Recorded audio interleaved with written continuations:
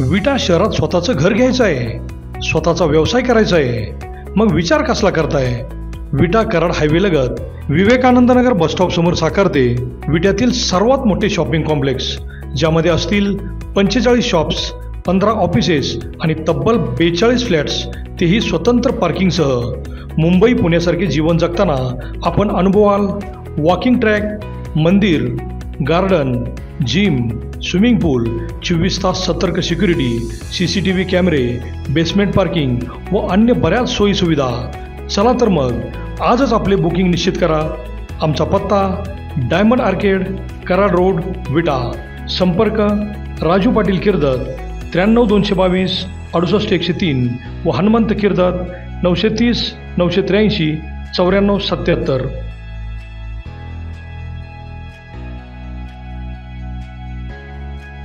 नमस्कार, प्राईम न्यूजमध्ये आपल्या सर्वांचे स्वागत. केंद्रीय अर्थसंकल्पात सरकारने सोन्यावरील आयात शुल्क हे 15% वरून 6% आणले. त्यासाठी national gold and silver refinery असोसिएशनने मोठी भूमिका बजावली असे सांगत, कोणतेही नवीन धोरण नेहमी आमच्या असोसिएशन आणि NGJCIशी सल्लामसलत करूनच घेतले जातात, असे श्री सतीश आबा साळुंखे यांनी सांगत, विखुरलेल्या गलाई बांधवांना एकत्र करण्यासाठी लवकरच मोठा मेळावा आयोजित करणार असल्याचेही अध्यक्ष मान्य गणपतराव बुदाले यांनी सांगितले. यावेळी सचिव मान्य संजय माने हे उपस्थित होते. National gold and silver refinery असोसिएशनचा मेळावा घेऊन भविष्यात व्यवसाय कसा करायचा यावर चर्चा केली जाणार असल्याचे सांगत, संघटना गलाई व्यावसायिकांच्या हितासाठी स्वर्गीय प्रतापशेठ दादांनी घालून दिलेल्या तत्वावर चालत असल्याचेही सांगितले. पाहूयात काय म्हणाले ते. कैलासवासी प्रतापदादा साळुंखे यांच्या मार्गदर्शनाखाली national gold silver jewellers refinery association स्थापन झालं आणि आज 14 ते 16 वर्षे झाली या संस्थेला स्थापन होऊन.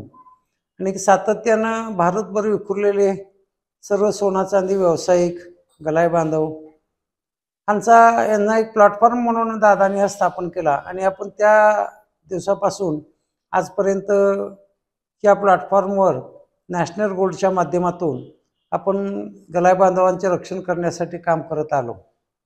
आता दादांच्या पाश्चात आम्ही अध्यक्ष असलो तरी सुद्धा नॅशनल गोल्ड सिल्वर असोसिएशनचा एक प्रतिनिधी NIC बहुतेक आपलं NGCI मध्ये प्रतिनिधित्व मिळावं म्हणून आपण मोठ्या प्रमाणात असोसिएशनने प्रयत्न केला आणि आपणाला तिथं एक सदस्य म्हणून आपले शेखर प्रताप साळुंखे आबा यांना मेंबरशिप मिळाली.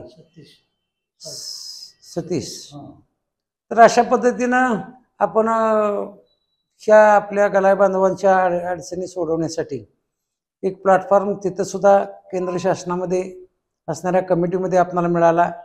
आणि आबांनी सातत्याने गलाई बांधवांचा व्यवसाय व्यवस्थित चालावा, व्यापार व्यवस्थित चालावा, चांदी सोन्याचे उद्योग चांगले चालावेत यासाठी शासनाला सतत टॅक्स कमी व्हावा आणि त्याच्याशिवाय पर्याय व्यापाऱ्यांना आणि व्यावसायिकांना नव्हता, म्हणून आबांनी सातत्यानं प्रयत्न चालू केले. आज 3-4 वर्षानंतर आपण ह्या प्रयत्नाला यश आलं. आणि आत्ता असणारे अर्थमंत्री निर्मला सीतारामन यांनी आपल्या गोल्ड कंट्रोल किंवा गोल्डवरील किंवा आपल्या चांदीवरील जे टॅक्सेस वगैरे असतील, इम्पोर्टेड असणारे टॅक्सेस ड्युटी असेल ती 50% कमी केली. आणि आज आपण खरं तर त्यांचे आभार मानले पाहिजेत. आपल्या व्यवसायाला एक आधार पुन्हा मिळाला आणि देशभर विखुरलेले असणारे आपले महाराष्ट्रीयन असतील किंवा इतर कास्टचे व्यापारी वर्ग असेल, ह्या वर्गाला एक दिलासा मिळाला. आणि भविष्यकाळामध्ये आपणाला जे आपण प्रयत्न चालू आपला आहे की बाबा आपण सगळेजण रिकॉर्डवर यावं, एक प्लॅटफॉर्म तयार करायचा प्रयत्न आपण असोसिएशननं सातत्यानं आता 4 वर्षे झाले चालू केलेला आहे. तर अशा पद्धतीनं आपले बऱ्यापैकी व्यावसायिक लोक असतील, सोना चांदी व्यावसायिक असतील, रिफायनरी करणारे असतील, ते सुद्धा आपल्या या माध्यमातून प्रेरित होऊन आता बऱ्यापैकी एक प्लॅटफॉर्म वाईटचा तयार झाला. आणि त्याच माध्यमातून आता पुढील काळामध्ये येणारा हा व्यवसाय, रिफायनरी व्यवसाय हा मोठ्या प्रमाणात जो होता आणि त्याला शासनानं ज्या अटी घातल्या होत्या की दागिन्याला जसा हॉलमार्क आहे तसं आपण देताय त्या प्युरिटीला हॉलमार्क असावा, तर हे सुद्धा आम्ही तयार करून घेतो ना. आम्हाला थोडा अवधी द्या, लोकांना समजावून सांगतो असं आपल्या सदस्य आबांनी त्यांच्यासमोर मांडला आणि आपण सातत्यानं त्यांच्याबरोबर हे विनंती करत आलो, त्यामुळे ते आतापर्यंत थांबलं. आता गलाय बांधव आमचे सुद्धा तुम्ही सांगितल्याप्रमाणे किंवा शासनाच्या नियमानुसार वागतील, काय त्यात शंका राहणार नाही. फक्त अडचण अशी होते की ज्या ज्या स्थानिक पातळीवर जे तालुका प्लेस असेल, नगर ग्रामपंचायत असेल, अशा ठिकाणी जे व्यवसाय आपले लोक करतात त्यांना हॉलमार्किंग करण्यासाठी जिल्ह्याच्या ठिकाणी किंवा अशा मोठ्या ठिकाणी जावं लागतंय. तिची सुद्धा अडचण निर्माण होते. तरी सुद्धा आपण सांगायचा प्रयत्न केलाय आणि त्या लोकांना सुद्धा एका छत्रीखाली आणायचं काम चालू आहे. तर भविष्यामध्ये आपण सुद्धा आपली सगळी लोक, आपली गलाय व्यावसायिक असतील, नॅशनलचे सर्व सदस्य असतील, सभासद असतील, अदर नॅशनलचे सभासद नसतील तरी सुद्धा गलाय बांधवांचं रक्षण करणं हेच एकमेव ध्येय आमच्या नॅशनल असोसिएशनचं आहे. सगळ्यांनी एकत्र येऊया आणि येणाऱ्या भविष्यात अडचणी काय निर्माण होतील असं वाटत नाही. शासन आता सुद्धा आपल्या परिस्थितीकडे बघून त्यांनी त्यांचा बदल करून घेतला आहे. पहिल्यांदा त्यांना धन्यवाद देऊया आणि सर्व सदस्यांना, सभासदांना एक नम्र विनंती आहे की आपण एक ठिकाणी आणखी एकदा नॅशनल असोसिएशन आपणाला दिवाळीच्या नंतर किंवा डिसेंबरच्या जानेवारीच्या दरम्यान एक मोठी मीटिंग एक आयोजित करूया. नक्की आपणाला कसं कसं काय मिळालंय आणि आपण पुढचा व्यवसाय कसा करायचा याच्यावर सातत्यानं विचार करूया. सगळे एकत्र आल्याशिवाय विचार होणार नाही. तर एक मोठा एक कार्यक्रम आयोजित करूया, एक सभा आयोजित करूया आणि आपण पुढील निर्णय घेऊया. असोसिएशन आपल्या व्यवसायाला, आपणाला कुठलीही अडचण येऊ देणार नाही यासाठी प्रयत्नशील आहे. बाकीच्या कुठलं मला काय बोलायचं नाही, पण आपलं रक्षण करणं हे महाराष्ट्रातील असणारे देशभर विखुरलेले गलाय बांधव असतील, व्यावसायिक असतील, व्यापारी असतील, गव्हर्नमेंटनं आपल्याला जसं एक बाबा हा कुठला तरी एक वर्ग आहे गलाय व्यवसाय करणारा आणि ह्याचं सुद्धा भविष्य फार महत्त्वाचं आहे त्यांच्या दृष्टीमध्ये आले. आपले जे सदस्य आहेत आबा आपले, तर ते सुद्धा सातत्याने प्रयत्न करतायत.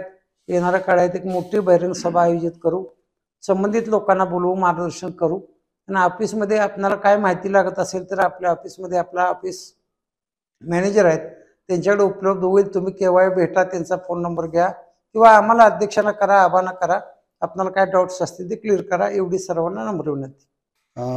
National gold and silver refinery and jewellers असोसिएशनची जी स्थापना 14 वर्षापूर्वी झाली आणि मागच्या 3 वर्षापूर्वी मला ह्याचा हातभार सांभाळायला दादांनी आम्हाला त्याचं काम दिलं होतं आणि इतर बाकी सगळे आमचे जे सदस्य आहेत, मेंबर्स आहेत, त्यांनी मला त्याचा पाठिंबा दिला. त्यामुळं 2-3 वर्षात आपण जे स्थानिक एक असोसिएशन होतो, स्थानिकपासून आपण सेंट्रल लेवलला झलांग आपण एक मारलेली आहे. ते त्यावेळी सुरेश प्रभू जेव्हा मंत्री होते त्यांनी आम्हाला एक संधी दिली की तुमची अडचणी जी आहेत ती तुम्हाला जर खरोखर मांडायचं असतं तर तुम्ही लोकल लेवलला मांडून चालत नाही, तुम्हाला ते दिल्लीतच घेऊन जायला लागणार. तिथल्या मिनिस्ट्री ऑफ कॉमर्सला तुम्हाला हे जे सगळे माहिती दिली पाहिजे आणि तुमची लोक किती आहे, काय करतात, व्यवसाय किती वर्षापूर्वीचा आहे, ह्याची खरी माहिती तुम्ही तिथं दिली पाहिजे. आम्ही स्थानिक लोक इथं थांबून कुठलेही असोसिएशन किंवा कुठल्याही असोसिएशनला स्थान तिथं मिळत नाही. त्यासाठी आम्ही रिप्रेझेंटेशन दिलं आणि खऱ्या अर्थात 3 वर्षाचं आज आम्हाला त्याचं फळ मिळालं आहे की 50% जे इम्पोर्ट ड्युटी जे आता मागच्या बजेटमध्ये त्यांनी निर्मला सीतारामजींनी जे मांडले होते त्याचा एवढा इम्पॅक्ट आता पडणार आहे या धंद्यात. एक तर सोन्याचा भाव 7,500-8,000 पर्यंत जाईल अशी एक शंका होती लोकांना, जे अफोर्डेबल नव्हतं. जे लोकांना आता लग्न करायचं म्हटलं तर ते शक्यच नव्हतं. पण एकदम 50% जेव्हा ड्युटी कमी केली, नाही म्हटलं तरी एक 5,500 ते 6,000चा फरक एका तोळ्यामागं पडतोय. म्हणजे किती पैसे लोकांनी वाचवले. डायरेक्ट कनेक्शन आपल्या रिफायनरी लोकांचं येतोय. जे सोनं जुनं आपण लोक घेतात ज्वेलरीवाले, ते आम्हाला रिफायनिंगला देतात, आम्ही रिफाईन करून ते त्यांना माघारी देतो. हे प्रक्रिया मागच्या 50-60 वर्ष चालू आहे आणि हे आम्ही गव्हर्नमेंटला कन्व्हिन्स जेव्हा केलं की आमची एवढी लोक आहेत, त्यांच्यासाठी तुम्हाला साथ दिलीच पाहिजे, त्यावेळी आम्हाला मग गव्हर्नमेंटने त्यांच्या त्या छत्रीखाली घेतलं आणि ते म्हणले तुम्ही ह्या असोसिएशनचा एक मूळ मेंबर व्हा, तुमची कुठलीही पॉलिसी मेकिंगची डिसिशन घेता येताना आम्ही तुम्हाला पहिले कन्सल्ट केल्याशिवाय कुठलीही डिसिशन घेणार. ते फक्त नॅशनल गोल्डलाच ते आम्हाला एक परवानगी मिळालेली आहे. आज दुसरी गोष्ट म्हणजे महत्त्वाचा मुद्दा, आज ह्या असोसिएशनचे पुढचं एक चॅलेंज म्हणायला पाहिजे की बुलियन हॉलमार्किंग मॅन्डेटरी करायचा आता गव्हर्नमेंटचा विचार आलेला आहे. म्हणजे जसं ज्वेलरी तुमचे जे सोन्या चांदीचे जे दागिने ना हॉलमार्किंग येतंय, तसं आता रॉ मटेरियलला सुद्धा हॉलमार्क केल्याशिवाय तुम्हाला बनवायला देता येणार नाही, एक्सचेंज करता येणार नाही, विकता येणार नाही. त्यामुळं आता तो मोठा चॅलेंज आपल्या लोकांना काय येणार आहे, त्यामुळे आपण सगळे ते चोख सोनं रिफाईन करून माघारी गिरायकांना देतो. उद्या जर गिरायक म्हटलं मला ते हॉलमार्क केलेलं सोनं पाहिजे म्हटलं आपण जाणार कुठं? मग त्याच्यासाठी आम्ही गव्हर्नमेंटला मागच्या 3 वर्षांनी सातत्यानं मागं लागून ही जी पॉलिसी 2021ला येणार होती ती टाळली आणि ते आत्ता पुन्हा त्यांनी आम्हाला बोलवलंय 30 जानेवारी परवा दिवशीच्या मीटिंगला की ह्याचा आता काहीतरी एक निर्णय आपल्याला घेतला पाहिजे. आम्ही म्हटलं आमच्या माणसांना निदान 18 महिन्याचं तरी टाईम तुम्ही दिलं पाहिजे. आम्ही गॅरंटी देतो की ते सगळे चेंजेस करतील आणि मेन लाईन किंवा स्ट्रीम लाईन जे आज म्हणतो ना, जे मेन बिझनेस लाईनमध्ये आमच्या लोकांना आणायची प्रयत्न करतो. आणि त्यांनी आपल्याला आश्वासन दिलंय की तुमच्याशिवाय आम्ही कुठलाही ठोस निर्णय घेणार नाही. त्यामुळं बुलियन हॉलमार्किंग जे आहे ते मोठं चॅलेंज आता आपल्या लोकांना येणार आहे. जसं जसं ते जे मला पॉलिसी डिसिजन येतील तसं आम्ही सर्व आमच्या असोसिएशन मेंबरने कुठलाही गलाय बांधवाला आम्ही शेअर करायचे आम्ही प्रयत्न करीन, देणारच. फक्त आपला माणूस झुकू नये, आपल्या माणसाला जी मजुरी मिळाली पाहिजे ती मिळालीच पाहिजे. एवढे वर्ष ह्या धंद्यातून कोणीही माघारी फिरायला नाही पाहिजे. हेच आमचं एक काय दादाने आम्हाला सांगितलेल्याप्रमाणे आम्ही वागायला बघतोय आता. धन्यवाद. नमस्कार. नॅशनल गोल्ड सिल्वर रिफाईन्ड व्यवसाय असोसिएशन विटा याचे सचिव या नात्याने मी असं सांगू इच्छितो की national gold silver refinery association हे 14 वर्षापूर्वी संपूर्ण भारतभर विखुरलेल्या गलाई बांधवासाठी हे असोसिएशन स्थापन करण्यात आलं. आणि मध्यंतरी ज्यावेळा 2-4 वर्षापूर्वी असा एक प्रसंग आला की आपणाला नॅशनल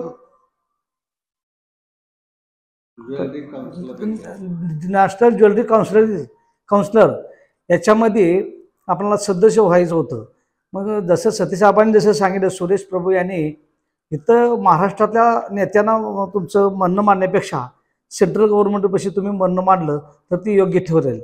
त्याप्रमाणे आमच्या असोसिएशननं अथक असं प्रयत्न करून त्या कमिटीमध्ये आम्ही सदस्य सतीश आबांना पाठवलं आणि त्यांनी खरोखरच आपल्या गला व्यवसायाच्या ज्या अडीअडचणी आहेत ते दूर करण्याचा भरपूर कसोशीने प्रयत्न केलं आणि त्याला आता माझ्या मते यश आले असं मला वाटतंय.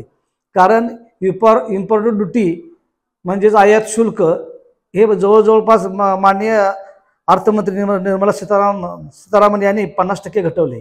त्याच्यामुळे झालं काय की सतत वाढत जाणारा सोन्याचा भाव किंवा चांदीचा भाव होता तो इम्पोर्टेड ड्युटी घटवल्यामुळे अचानक 5-6 हजार रुपये कमी भाव आल्यामुळं आपल्या धंद्याला चालना मिळेल आणि त्यामुळे आपले गला व्यवसाय जे भारतभर विकले आहेत लहान मोठे त्यांना एक संरक्षण मिळेल. आणि इथून पुढे आमची संस्था ही कायम या गला व्यवसायाचे अडीअडचणी सोडवण्याचं कायम सतत प्रयत्न करेल आणि यासाठी सर्व भागातील गला व्यवसायाने आमच्या असोसिएशनला आम्हाला पाठिंबा द्यावा आणि आम्हाला बळ द्यावं ही एवढीच विनंती आम्ही या तुमच्या प्रसारमाध्यमातून देतो आणि मी इथं थांबतो.